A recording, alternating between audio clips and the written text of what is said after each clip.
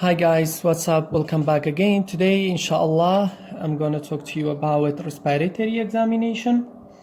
How to examine respiratory system. As I said in the previous video, in any examination we have to start with whitish, okay, which is W standing for wash your hand, I for introduce yourself, T for take a permission from the patient, E for explain what you're going to do for the patient, and SH for shaking the patient's hand. And then we are going to inspection, palpation, percussion, and auscultation also in general, as I said. So let me show you how to examine the respiratory system. We'll start with inspection, and in general we will look for the patient state or the patient's bed. Okay, first of all we are looking for treatment around the patient, okay, anything that relate to his or her condition you have to mention. And the second one is oxygen also, which means for in distress patient. Sputum, product of cough plus or minus, vomiting is present or no, you have to measure. And the color of the sputum vomiting also is very important, mix it with the blood or not, okay? And the fourth one, patient state, state of the patient, is he or her is fully conscious or not, okay? And then the fifth one, in distress or not, tachypnea, inshallah, I will discuss in detail about this term. And the seventh one is SOB, the patient is in dyspnea or not, okay, which is suffering a very important serious disease. And the eighth one is spider nevi, okay. And then let's jump to these numbers, okay. You have to put it in your mind. First one, second, third, fourth, fifth, and sixth. In the inspection of the respiratory examination anteriorly, okay, we are looking for symmetrical, okay, is it symmetrical or not, the chest, okay, this is the first one. The second one, scars. Any scars is very, very important, because we have, for example, if it's present in the clavicular region, for example, clavicular area, may due to pacemaker, okay, this is regarding scars. Or for example, if it's present in mid-axillary, may due to chest drain, okay. Another example, for example, central, if it's present, may due to thoracotomy, okay. So it's very important to detect it, be careful please. And the third one is abnormal vessel, any abnormal vessel which it will mark it in on the chest, on the lung field or chest field, is very, very important to mention if it's present, okay. And the fourth one is tracheal position, which tracheal position also very important. Detect the there is some sort of disturbance of the lung, inside the lung happened, and make the trachea push away from the central located as usual, okay. So it's very important. And the fifth one is shape of the chest, is very, very important, and the most important point, okay. So we have to circle by red pen, okay. So it's very important point, because there are a lot of deformity or shape of the chest, we will face it. For example, let's enumerate. The first one is normal, okay, is normal as usual. You will see your chest or your friend's chest also. This is the first one, okay, which is normal anteriorly, or we can say anterior posterior diameter about 60% of transverse, okay, 60% of transverse in diameter, okay. Another shape of the chest we have, which is abnormal, called flat chest. Okay, flat chest. Okay, in the flat chest, anterior posterior diameter is about 1/3. 1/3. Okay. Transverse. This is the second one, and the third one. The third one of shape of the chest, the first one is normal, the second one is flat chest, the third one is what we call barrel chest. Okay, barrel chest. In the barrel chest, when anterior posterior diameter equal to transverse, that is usually seen in COPD. What a chronic obstructive pulmonary disease. Another one, we have pigeon test, pigeon chest. Pigeon chest, when sternum projects anteriorly, seen in rickets and sometime with asthma.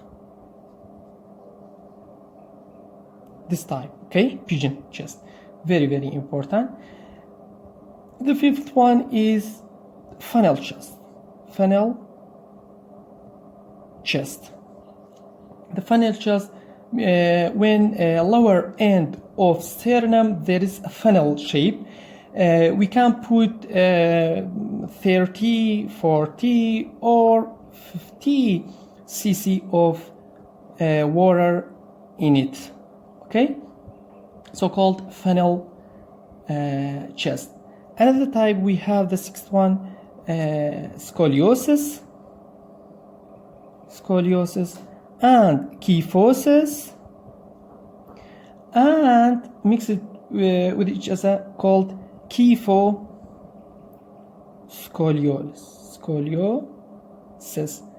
Usually causes are idiopathic or polio, or seen in Friedreich's ataxia, and seen in syringomyelia. Okay, there is a lot of shape of the chest. You have to put each of them in your mind, and with it is disease related to shape of the chest deformity. Okay, and there are regarding anterior for symmetry, scars, abnormal visual tracheal position, and shape of the chest with all of them. Okay, very, very important. You have to put it, and you have to know about each of them in detail. Okay, then we are jump to the respiration. Okay, in the respiration, in inspection of the, you have to look for respiration. Okay, in the respiration, look in front, looking for, is it thoraco-abdominal or abdominal or abdominothorax? I mean, there are two types. Okay, thoraco-abdominal or abdominal thoracic. Okay, for the respiration, you have to mention which of them. Okay, mostly thoraco-abdominal in female mostly, or abdominal thoracic, he is moving his abdomen more than his chest. Okay, usually in male, so and normal. So we can detect it if we see this type, thoraco-abdominal, we can say mostly in female, real face, and abdominothorax mostly in male, and usually in normal as usual. And then about respiration, number of respiration is very important. Okay, number of respiration. I mean, as I mentioned here, tachypnea is very, very important regarding this one. Number of respiration. So number of respiration per minute, usually between 10 to what we call 20. Okay, if it is more than 20, I mean 21, 22, 23, 24, and 25, we call increased respiratory rate. Okay, if increased more than 25, we call tachypnea. Okay, this is regarding this one, tachypnea. If more than 25, okay, per minute, I mean, okay, this is we call tachypnea. We have two types of tachypnea, okay, which are the first one called shallow tachypnea, the second one called deep tachypnea, okay. So we have two types, either shallow tachypnea, it means like this one, it's called shallow tachypnea. This is caused by acute injury to the lung, like pneumonia, pneumothorax, fracture rib, and pleurisy, and others also, okay. The second one is deep tachypnea. Deep tachypnea is like just like this, okay, called deep tachypnea or air hanger tachypnea, caused by acidosis, salicylate poisoning, DKA, and respiratory rate more than 25. If lower than 10, called bradypnea, okay. And then we are jumped to cardiac, the third one, or cardiology inspection. In the cardiac, we look for apex beat, ask a patient to stop his breath or her breath. We look for epigastric pulsation also, again ask to stop his breath, usually systolic in nature, seen in pulmonary hypertension, tricuspid incompetence, okay. And then we look for suprasternal pulsation, position between two sternocleidomastoid. So any pulsation there, we look for what? We look for aortic aneurysm, okay, I mean suprasternal pulsation, okay, which between two sternocleidomastoids. So any pulsation there, we look for what? We look for aortic aneurysm, okay, and unfolding of aorta in severe hypertension, okay. And then we look for pulsation of JVP, okay, JVP elevation. Most of the cause of JVP elevation can divide into cardiac and non-cardiac, okay, cardiac and non-cardiac. This is raised JVP or JVP elevation, okay. So regarding cardiac, right side heart failure mean pulmonary hypertension, pulmonary stenosis, tricuspid incompetence, constrictive, restrictive, and congestive cardiac failure. All this in right side causing raised JVP, even constrictive pericarditis, okay. Well, we haven't got left side lesion in the heart cause an elevated JVP until the patient get pulmonary hypertension, okay. It's very important to know. For example, in mitral stenosis, you couldn't see rise JVP unless it's advanced cause pulmonary hypertension. This is regarding cardiac, okay, JVP elevation. And non-cardiac, we have anemia, thyrotoxicosis, hyperdynamic circulation, obstruction of superior vena cava by lymph node, by malignancy, by thrombosis, or by trauma, okay. This is regarding cardiac or cardiology in inspection, okay. And then we are jump to fourth one, which is chest movement. Okay, chest movement. Ask a patient to take a deep breath. So we look for movement of the chest on taking a deep breath. Look for inflation of the chest. Is it equal move up and down or not? Limited or not in movement? Okay, it's very, very important. If you see, for example, if you see moving, just like moving on the left side and the right side isn't moving. So the disease on the side of not moving, okay? After that, you will look for on one side, if you suppose right side, for example, isn't moving or less moving, you should look for less moving in the lower part or upper part. Okay, so you have to detect, is it upper part or lower part which is not moving. 90% of respiratory disease in lower part, okay, and even 10% in upper part. Okay, so for example, we have pleural effusion, pneumothorax, malignancy, mainly in lower part. Okay, this regarding chest movement.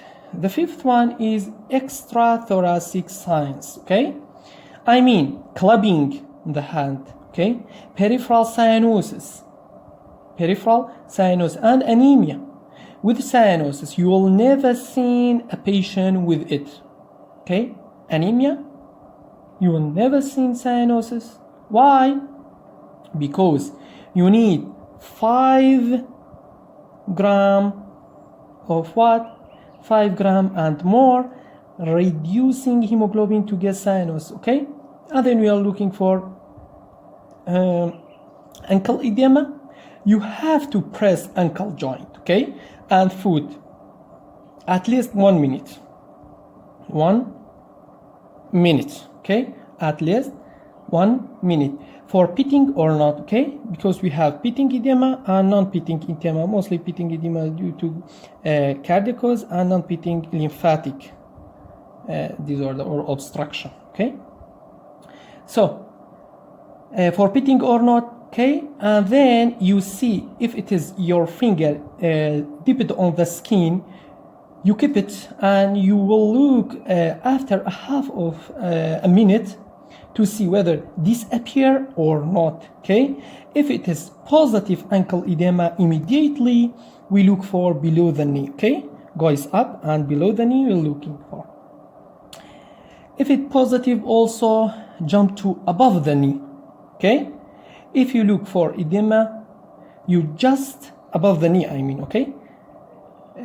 You just squeezing the skin above this, okay?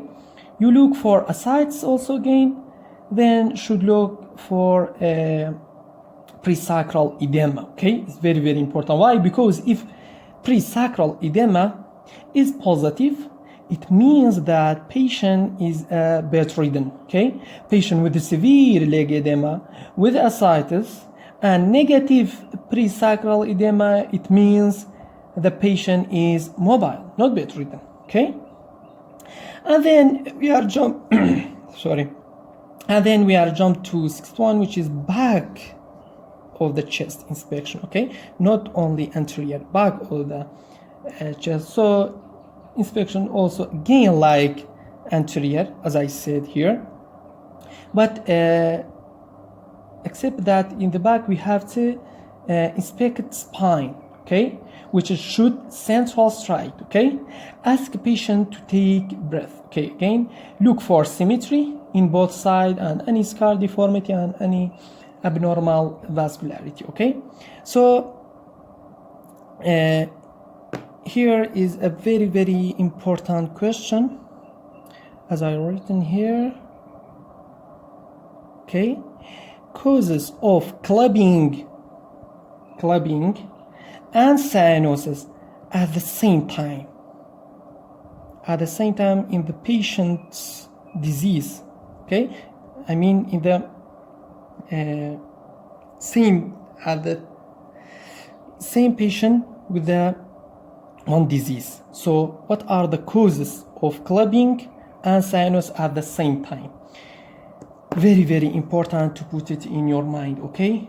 Don't forget, we have 2 respiratory causes, 2 cardiac, and other one is liver, okay? Relate to the liver, okay? We have respiratory, 2 respiratory, which is wide spread bronchiectasis. This is the first one. The second one is alveolitis fibrosis, okay? For alveolitis fibrosis, if a patient got, for example, dry cough without sputum, may suggest what? Alveolitis fibrosis, okay? And regarding cardiac, we have 2 cardiac, okay? The first one is subacute bacterial endocarditis. The second one is cyanosis congenital heart disease. The last one, which is other cause, is liver failure, okay? Liver failure with a shunt of subpleura, okay? These are the causes of clubbing and cyanosis at the same time, at the same patient, okay? This is regarding inspection of the patient, and now let's jump to the palpation, okay? Let's jump to the palpation. In the palpation, the first one, we have trachea. You have to palpate trachea, okay? Trachea is very, very important. Palpate trachea, first of all, by putting your index finger, okay, in the suprasternal notch and push it forward. If you get resistance in front of you, this is the trachea resistance. Therefore, the trachea is central, okay? But if we push it and didn't find any resistance, it being pushed on the left side, it means trachea deviated to the right, either being pulled by the right lesion in the chest or by by the left lesion in the chest. After you push it on the suprasternal notch, should move finger up and down to see the ring of the cartilage, okay? Cartilage meaning in the trachea. If you palpate, it means the thyroid is up, not down, okay? Not retrosternal thyroid, as I mentioned in the previous video. If you couldn't find the ring of the tracheal cartilage, it means the thyroid gland is down. It means retrosternal thyroid goiter.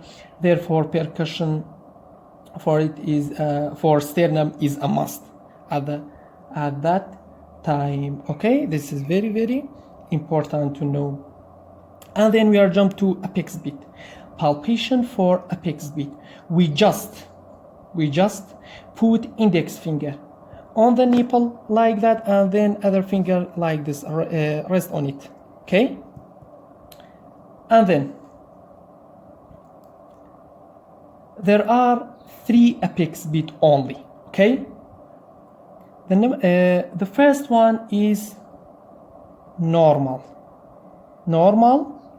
apex beat, which is localized and not pushing my finger, like that when I push my index on it, like this, okay? Not pushing my finger in the normal place within the mid-clavicular line between ribs, okay? It doesn't shift or lifting my finger up and pinpoint, okay?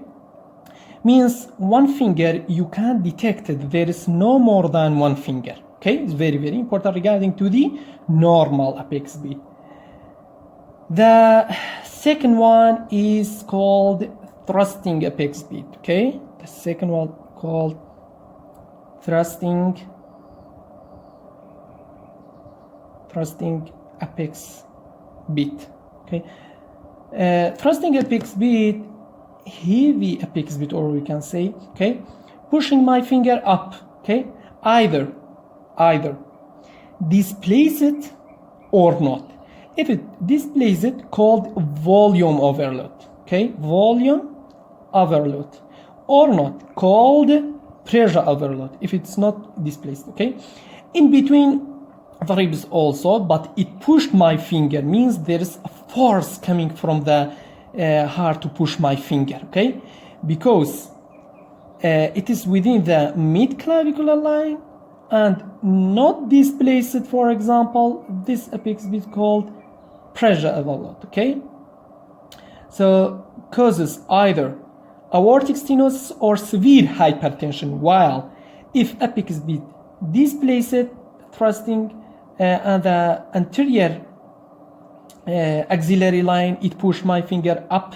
This displace is called volume overload, either due to aortic incompetence or mitral incompetence. Okay, the third one called tapping apex beat. The third one, tapping apex beat, means when we put our finger, it is in between ribs but not localized. There is diffuse. Okay, diffuse, because the tapping apex beat made by right ventricle. The surface of right ventricle has no tip, while left has tip.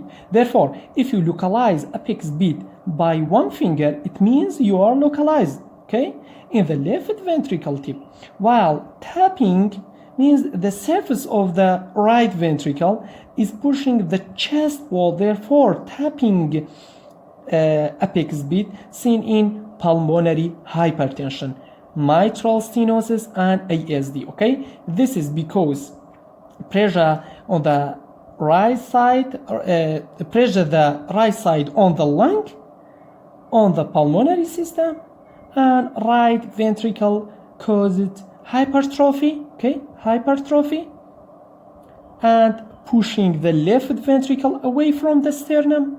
So only tapping apex beat made by right ventricle, while thrusting apex beat and normal made by left ventricle. Okay, and let's jump to surgical emphysema in palpation. Surgical emphysema by two finger, and we'll put our finger two from the right and left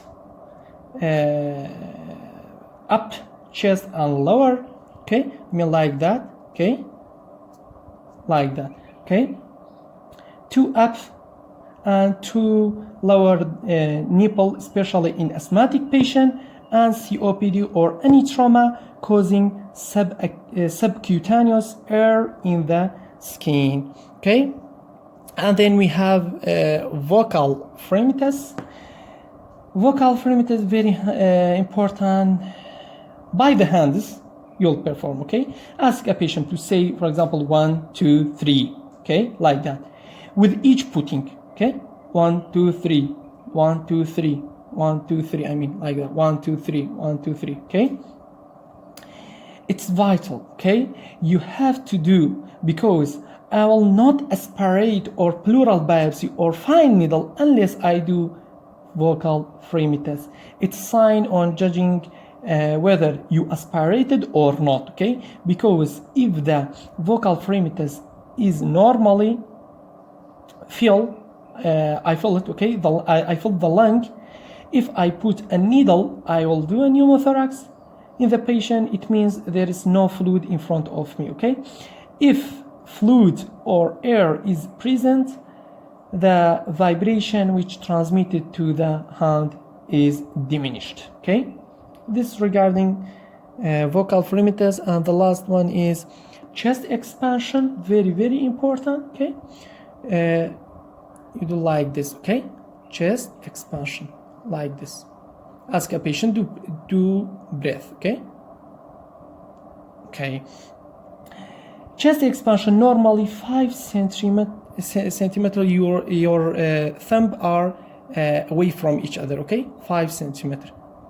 When you put your hand around his or her chest, okay, like that, ask a patient to breathe, and this distance between your thumb normally 5 centimeter, okay, with each breath. Okay, reduce in this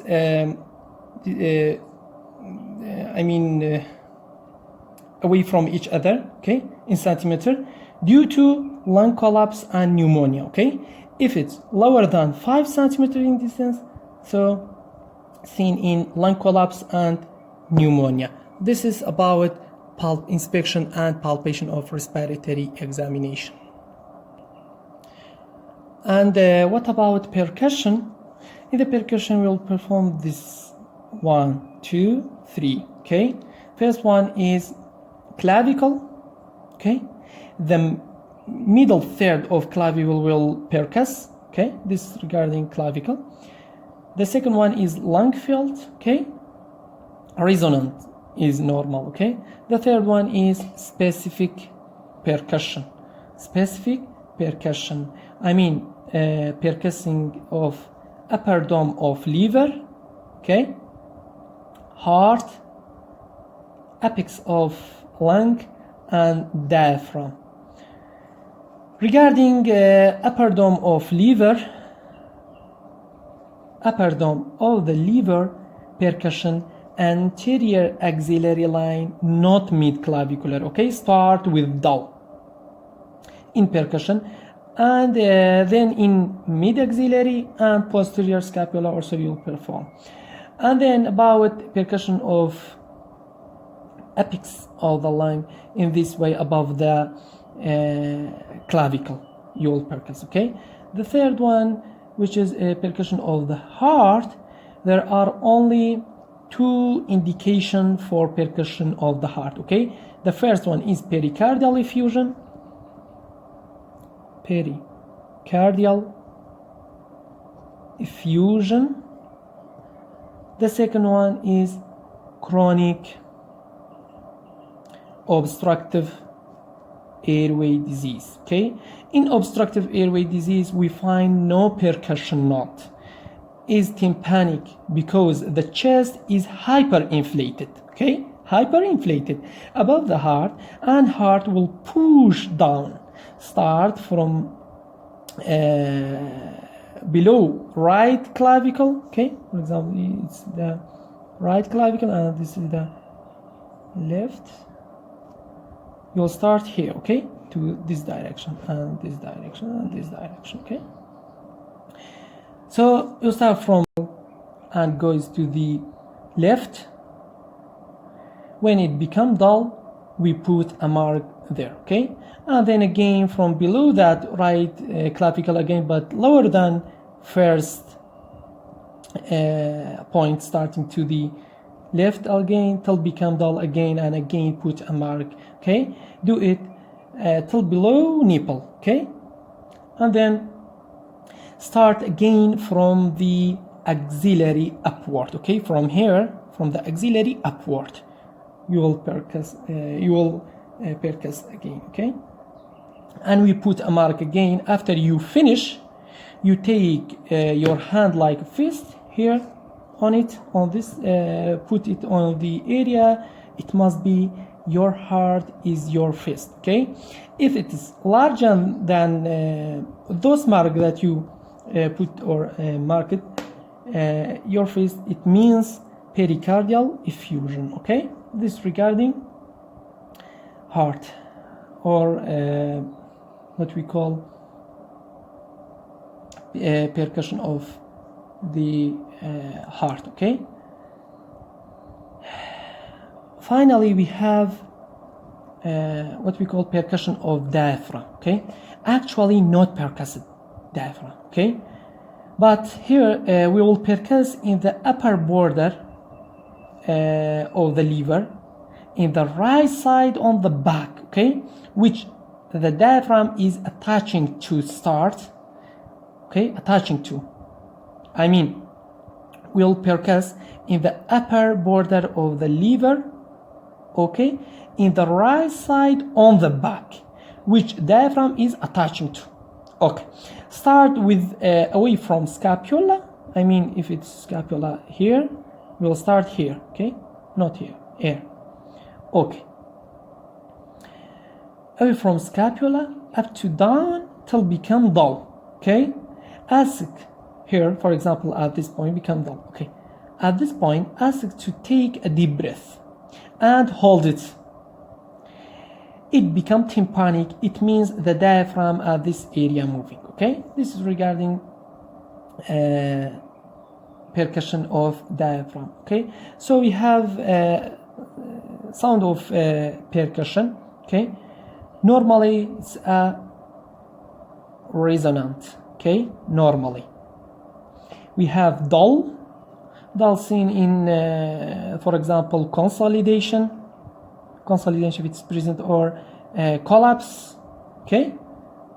You'll percuss like dull.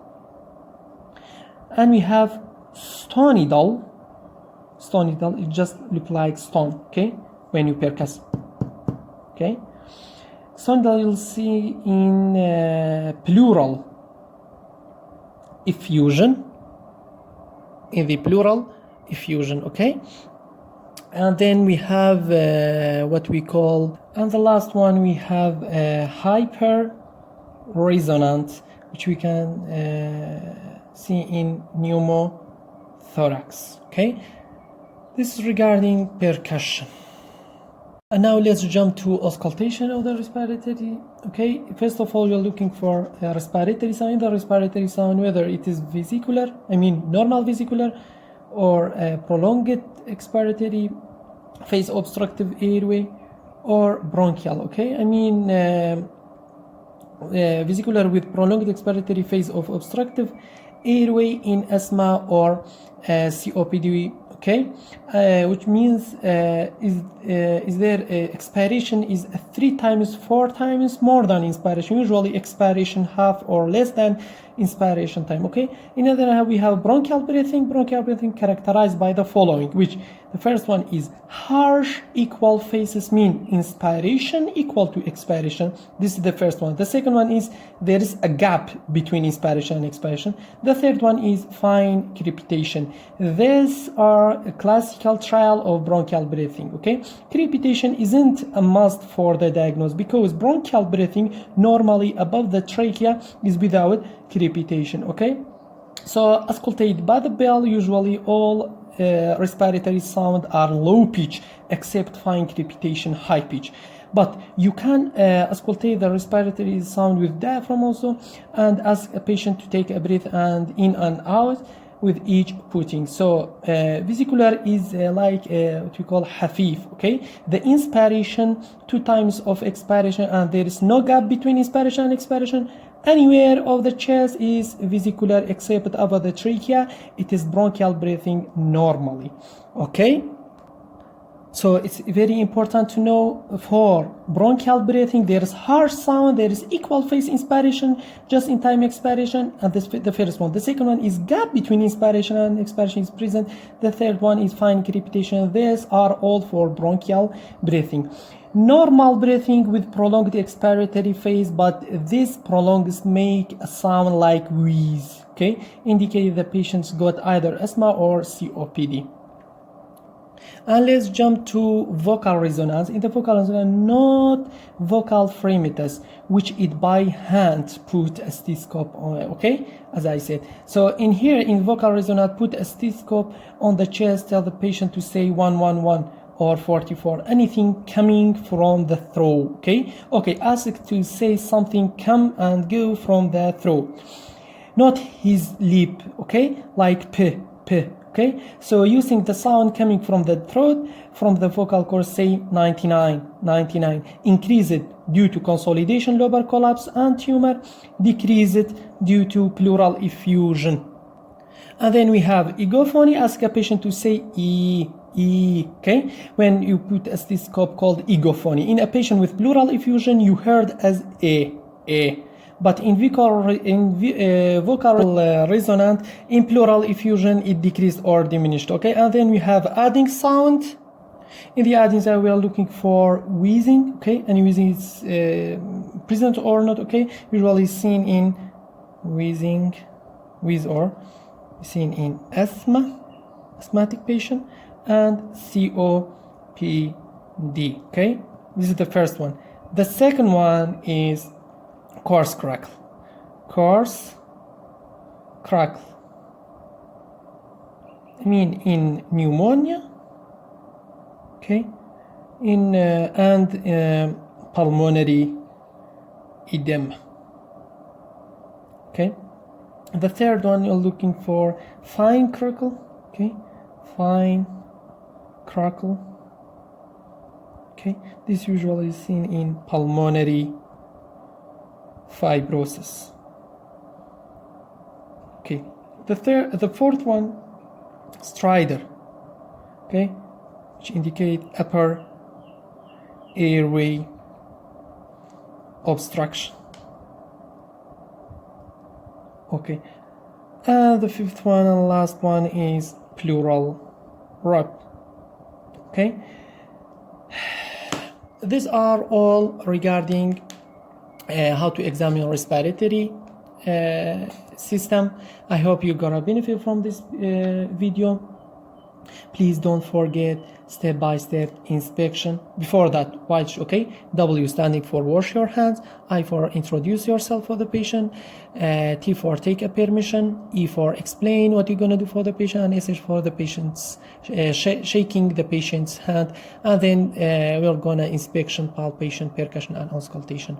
Thanks for watching this video, and don't forget to make dua for me. Thanks again.